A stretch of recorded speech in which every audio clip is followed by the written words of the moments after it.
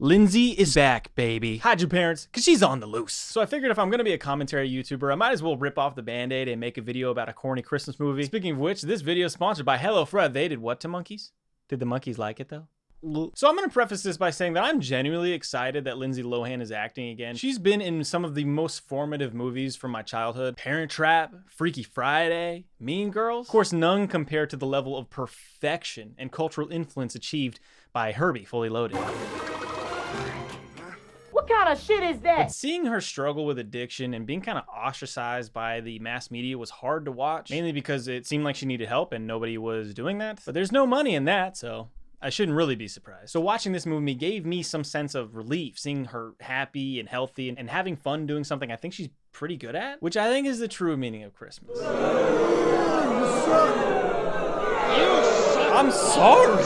All right, we've sucked that titty dry. Let's move on to the big udder, shall we? Falling for Christmas is a Christmas rom-com about a spoiled rich ski resort heiress who has never worked a day in her life. Her dad, Mr. Belmont, owner of the Belmont Estates, a high-end ski resort, has offered Sierra, that's Lindsay Lohan's character, the job of running the resort. One she has not earned or seemingly qualified for in any way. But she isn't even sure she wants the job, because deep down inside, she wants to make a name for herself, to follow her own path. What a good message to share. That must resonate really well with all the poor people who were forced to live off of powdered milk to survive the winter. Oh, I'm sorry. You're so privileged. You don't even know what powdered milk is. How could I describe it? It's like if a 90-year-old lady who you have never met tucks you under her arm, pulls out that titty, and whispers, "Drink up," in your ear. Chalky would be the term I would use. We're also introduced to her boyfriend, a flamboyant social media influencer named Tad, who lives only for the sweet, chalky sustenance of likes and comments.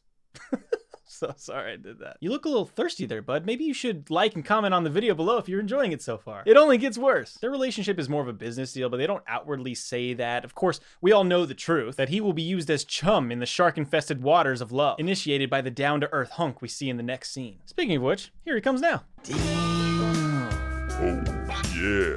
Mr. Belmont challenges our dashing small-town hunk to a race at the bottom of the slopes before he'll even consider talking business. You can tell this is serious because of the face Mr. Belmont makes as he traverses through green screen hell. Yo, Mr. B, you're getting your ass kicked, my guy. Looks like money can't buy you wins. Oh, spoke too soon. There's the tax break. We should be seeing the benefits of that very soon, guys. Don't worry. The reason that Jake, the down-to-earth ski lodge owner, is here is because he wants Mr. Belmont to invest in his lodge in order to cater to those who can't afford the super expensive all-inclusive resorts where they serve caviar as breakfast in bed. But Mr. Belmont don't give a fuck about them, you dumb bitch. Those dirty little gremlins? I bet they drink hot cocoa with water. Let me show you what that real cacao tastes like.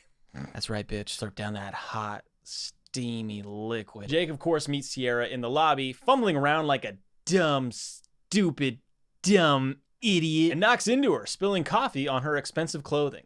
That does not look like coffee to me. That's a loogie. That's a loogie, my dudes. Fucking gross! So that interaction didn't go super well. They kicked Jake out because of how stupid and dumb he is. Then Sierra, Tad, and her father have lunch together. And it's pretty clear that her dad doesn't really like Tad all that much. And I can see why, especially after Mr. Belmont calls him a salesman, causing Tad to have the only reasonable reaction, snorting out orange juice. I don't understand. From Tad's perspective, how is this a diss? But more importantly, how is this a diss from Mr. Belmont's perspective? Oh, what? You've ascended so far past the common man that selling things, the thing your business does, has become grotesque? What are they putting in that hot chocolate, dude? Because that ain't fucking wet. Of course, then we follow Jake back to his lodge, where we see some lovely down-to-earth people just trying to get by.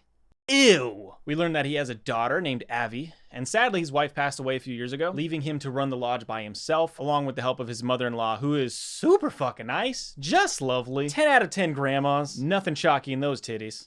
Cut back to Sierra with her dad. He tells her she's got the job if she wants it, but she doesn't want to let him down and blah blah blah. I just don't want to disappoint you. We learned that her mother passed away also. I wonder if there will be some bonds forming because of Dad. She and Tad drive up to the slopes to take some pictures as if they're skiing, when of course she can't actually ski, because why would the daughter of a ski resort tycoon be able to ski? Think, bro, you're not making sense, my guy. Get back in the game, bitch, or Gryffindor's gonna steal that shit again.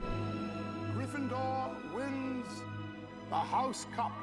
Every year! Then we cut to Grandma and Avi going to see Santa, where she writes a wish on a card and then puts it on the tree. Santa, being sus as fuck, sees her put the wish on the tree and decides to make it come true. And how does he make it come true? Cocaine, baby! Santa's here to party! Woo! We cut back to Tad and Sierra, where Tad takes her to a private location in order to kill her and steal her fortune. I'm just kidding. It's far worse. He proposes to her with a ring that is insanely huge. But oh no, too big! The irony, the symbolism, the hijinks! And then we face the repercussions of the storm caused by Santa's sneeze that pushes Sierra towards the cliff. And Sierra, unable to properly pizza, backwards french fries down the cliffside. I like how Tad definitely could have pulled her up in this moment, but when it mattered, he took back the only thing that he actually loves. That bling bling, boy! But then, of course, Santa, the All-Father, punishes Tad by breaking a hole through the mountain. The sins of our father. The sins of our father. Sierra and Tad tumble down the mountain and are separated as her head tries out for the part of Antonio Brown in the live-action remake of CTE, A Love Story. That's where Jake finds her while giving some customers a sleigh ride around the mountain. We are then treated to this act of bravery. Oh, it better not be a dead body. Stop it, you're freaking me out. Which gives more context to the way that she looked at Jake before they set off. That's a real man right there. Look at how he throws that corpse around. Jake calls for some help, and then they take Sierra to the hospital. We find out that Sierra is fine. How is she? Physically, she's all right. Minor concussion. Because apparently repeated trauma to the brain has very little side effects. Who produced this movie? The NFL? But there is one thing that came of it. She doesn't remember who she is. My name is... Oh no! And she didn't have any ID? Oh golly jeepers, Batman, how could this get any worse? Oh, I have an idea. I think she's probably better off here. No. Let's kick her out of the hospital after her brain injury. I have a place. I mean, the lodge. No. He is definitely a stranger. And have her stay with a man she doesn't know. Because that's what happens when you don't have insurance, kids. You get kicked out on your ass. Also, Jake apparently doesn't know who she is. As if you could ever forget that day. The sins of our father. The sins of our father. Anyway, they go back to Jake's lodge. He gets her some new clothes to wear from their lost and found, and we get this banger of a line. Sometimes guests leave things here by accident, so. Not sure this was left here by accident. Then Sierra, who still doesn't know her name, tries to go to bed when she hears a sound coming from her window, and I'll just let the scene play out.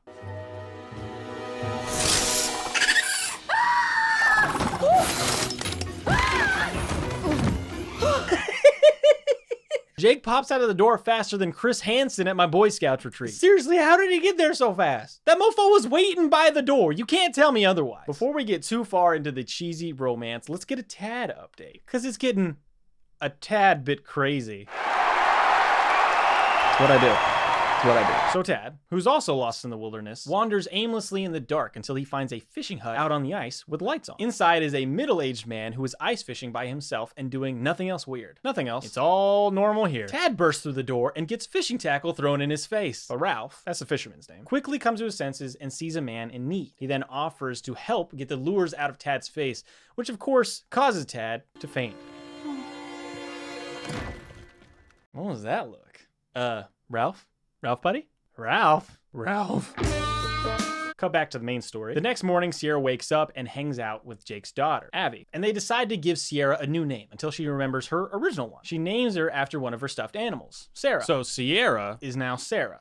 Got it? Okay, good. Using your noggin. I like it. So to help Sarah, good job remembering, you did it! Unlike Sarah, who decides that in order to induce her mind into recalling her missing memories, she should do normal things. That if I did normal things, my memory might come back. Which Jake and the grandma see as an opportunity to use her for free labor. Absolutely nothing unethical about using the woman with the brain injury to do chores for your company. That's business, baby. And when they watch her fuck up everything she tries, they assume that the reason is because she never did any of those things. Have you ever actually made a bed, dear? Not because her brain got yeeted into her skull over and over and over. Couldn't be that. There's just no way. And then she, of course, messes up the laundry, which Jake gets frustrated at, as if having her help may have been a bad decision. You dumb bitch. Sarah is sad about being a dumb fuck and goes outside to hang out with horses. Because in the Hallmark/Christmas movie universe, you can't be emotional unless clompity clomps are within 10 feet at all times. It's the law of physics. I don't fucking know. Jake overhears her though because he was in the bar the whole time. How did he get there before her? Who the fuck knows? Then he apologizes for being a dick, and to make it up, he invites her to the Christmas market. They all go together with Abby as this cute little surrogate family. It's cute, I'm not gonna lie, okay? It's fucking cute. And Jake says he may have to sell the lodge, but he wishes he didn't have to. Because there's something special about the simple things. Home-style meals. Hot chocolate by the fireplace. Intruding on your guests as they recover from an injury. You know, the simple things. Maybe I'm wrong. Also, Santa's there! Selling sleighs that are hella expensive and hypnotizing snow globes. There is no Santa in Ba Sing Se. They do the tree lighting, Abby gets to flip the switch, and I'm not ashamed to admit it, I was fucking proud of that little hoe. She lit that tree like a fucking boss, bro. Like that tree was in a backwood, my guy. So I'm editing the video, and I just now realized, after having watched this movie 3 times, that that is not Abby. That is some random other little girl. It's been the light. And that night, she remembers something. That snow globe she got from crackhead Santa, it looked like the one her mother gave her when she was a kid. Damn. Santa stole her fucking snow globe. What a dick. Probably pawned it off for that leaf. And right on cue, sexual tension. And then listen to this banger of a line, dude. I don't think I've ever met anyone like you before. Because if I had, I would definitely remember it. God damn, bro. My heart. Ah! And then Sarah goes on a rampage of character growth. She makes her own bed. She learns how to make pancakes. She does the laundry. She sings with the family. She makes a gingerbread house. And that shit looks HOA approved, my God. What can't this bitch do? This movie has it all. The only thing missing would be a food fight. Oh my God. Oh my God. It's happening. It's happening. Jake teaches Sarah how to ski. Look at that form, bro. Look at it. How much cheesier can that pizza get? I spoke too soon. The sexual tension is palpable. I like my orange juice with palp in it. But no kissy. Not yet. No cheating. Grandma is crying as she looks over her old family photos. For real, dude, that works every time. You could literally be doing anything, but if Grandma's looking at the photo booth, photo books, and she's crying, bro, you're sitting down. I don't give a shit what you say, bro. We learned that before Carla died, she and Jake got this tree topper that does not contain the souls of the damned. And when she died, he just couldn't bear to put it up without her. And this makes Sarah horny. Jake then invites her to a toy drive for charity. And this makes Sarah horny. And at the toy drive, Sarah learns from a lady how good of a man Jake is. And Sarah is hornier than a bouquet of decapitated unicorn heads. What a visual. And then there's a mistletoe. Oh God, palpable. The palpability. But he won't kiss her. Not yet. Because what if she's with somebody? I mean, what if you're with somebody? Sarah can't take it anymore. She's got to do something to save this damn lodge. So she's going to put together the best dang fundraiser you've ever seen. It's a great idea. Except that Jake ain't having it, bro. Absolutely not. What? He's so defensive and emotional that he says this. And what do you know about memories? I mean, you can't even remember your name. You dumb bitch. But then, before it goes too bad, he professes his love. We've made me feel things that I didn't ever think I was ever gonna feel again. And immediately dips. Bye, Felicia. Grandma comes in for the assist, though, and gets Jake back on the right path. Jake, don't you want to get your dick wet? You're blowing it. Sarah decides it's time for her to leave. I think it's time for me to leave. But then Jake pulls out that ugly-ass tree topper and says, I know what I said, but I don't want to do this without you. And together as a family, they fuck up decorating. Little to the left How about that? and perfect. Are you even looking, Abby? It's already too far to the left. It's gonna fucking fall. Meanwhile, we should catch up and see what Tad and Ralph are up to. Cause I'm so uncomfortable. Ralph tries to get Tad back to town, but his truck is dead. So they have to hoof it through the mountain pass, which will take a few days. During that time, I am increasingly more confident this will become a horror movie. Ralph offers his snowshoes and says the line, I got big feet. Come on. Here we go. Then they eat spicy beans, which causes Tad to bury his face with snow like an animal, to the amusement and possible arousal of Ralph. Then we cut to the sheriff from earlier finding a note Ralph left on his truck, which makes the sheriff smile and say, Yeah, that's Ralph. Poaching again. Excuse me? Poaching what exactly? It's eggs, right? He's poaching eggs, right? Mr. Belmont then comes home. Oh, I forgot to mention, he left a while ago before Sierra got lost, during which time no one from the hotel staff tried to find her. And he is understandably like, where the fuck is my daughter? And they're like, we're sorry. He goes to the police station. At the same time, the sheriff brings in Ralph and Tad from the past, putting Ralph under arrest for poaching, to the outrage of Tad. So I guess it was consensual. Okay, we can continue. Mr. Belmont is pissed because Tad lost his daughter, but luckily the sheriff knows exactly where she is. Cut to the Christmas Eve party, where the mood is jingling off the chain, my God. It's a hit. The people love it. And then Jake tries to give a speech asking for money. That cold, hard cash, baby. But he chickens out because he's a pussy. No, it's probably just because he doesn't want to seem like a dumb, stupid dumb. So the members of the town step up and give their favorite stories from the lodge and all decide to pitch in and help the lodge stay open. It's a miracle. You dumb bitch. Jake tries to thank Sarah for being the reason all of this happened when the door pops open with the sheriff, Mr. Belmont, and Tad. It's revealed she's actually Sierra Belmont, heiress to the Belmont estates, and that she was engaged to Tad, even though she never said yes. A little bit of mansplaining never hurt anyone. Then she goes home with them for Christmas, and the sexual tension? Forget about it. It's palp-free, my dude. Sierra wakes back up in a room, sad as hell. She goes through the memories and realizes maybe she loves old Jake from State Farm. That dumb, stupid. Fuck, bro, you're crying on me. Tad arranges a press conference because apparently this was big news, which is interesting because nobody fucking looked for them. Riddle me that, Batman. Sierra, though? She's a changed woman. She makes her own bed. She makes her own breakfast. She ain't eating them fish eggs. She's a woman of the common people now. A dumb. Jake, Abby, and Grandma wake up, open some presents, and turn on the TV to watch the press conference where they see that people are fucking pumped that Sierra and Tad are getting married. So pumped, in fact, that they don't even wait for her to answer if she wants to. Mr. Fairchild has asked me to marry him. You must be very excited, Mr. Belmont. Because her opinion doesn't matter. Were you even watching? That shit is really funny to me. Like, Tad didn't wait for her answer. The press didn't wait for her answer. Her dad didn't even really wait for an answer. What happened to gender equality?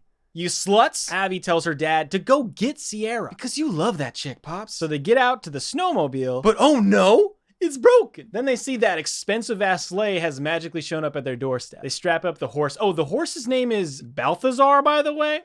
Just a fun little thing. They strap up the horse and go after her. Let's ride. Sierra and Tad are about to leave when Sierra decides to tell her dad the truth. But she doesn't want the job. She wants to do it by herself, to make a mark on the world her own way. Which has to be a relief for him, honestly. She would ruin this establishment. And he's proud of her.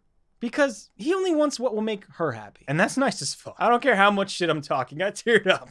Cried like a bitch. It's fucking beautiful, man. She gives Tad the ring back, breaking it off completely. And he's kind of hurt by it. That was I didn't expect that. It's not like he loved her and she loved him, but follows up with a moment I guess you could call character growth. You could call it that. Do you mind if I post about this on my page? Because consent is cool, my dudes. A new one for everyone, I know. Jake arrives at the resort and runs up to a random limo with tinted windows and does his entire monologue about how much he loves her and all of the things. But then it turns out it was just Tad in the car with the concierge. That's not fucked up at all to do that to the ex of the person who you were just now stealing them from. Santa pops out of nowhere and points Jake in the right direction, straight to the cocaine.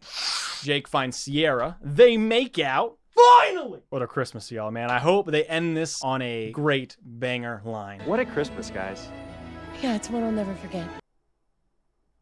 You know what, Lindsay Lohan? Fuck you. I hate this movie now. Stupid. I'm just kidding. I actually had a lot of fun watching this. What made it better was when the credits started rolling, they showed some outtakes. It honestly looked like everyone was having a blast making this movie. And that's the kind of stuff you love to see. I imagine for an actor who's been the center of media since she was a preteen adolescent, making a film where the goal is to have fun and not take yourself too seriously has to have been an amazing experience. And I think that really rubs off on this movie. I also love the slapstick comedy that Lindsay did. She definitely has that gear that only some people have where the joke is only funny if you 100% commit and any deviation is gonna make it seem uncomfortable. She just takes it there. Really killed a lot of these scenes in the movie. I promise, they're really funny. I was smiling a lot in this movie because, I mean, the story is just funny and harmlessly ridiculous. Like all the other Christmas movies, you're gonna see videos made about this month, but also because they didn't take themselves too seriously, which I think is the whole point to this genre. It's ripe for comedic commentary to make videos about, but it's also that perfect level of fun you get to have watching corny movies with your family. And isn't that what Christmas is all about?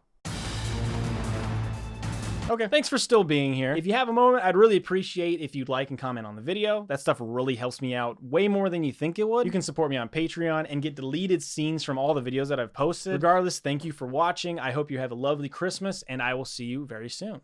Bye.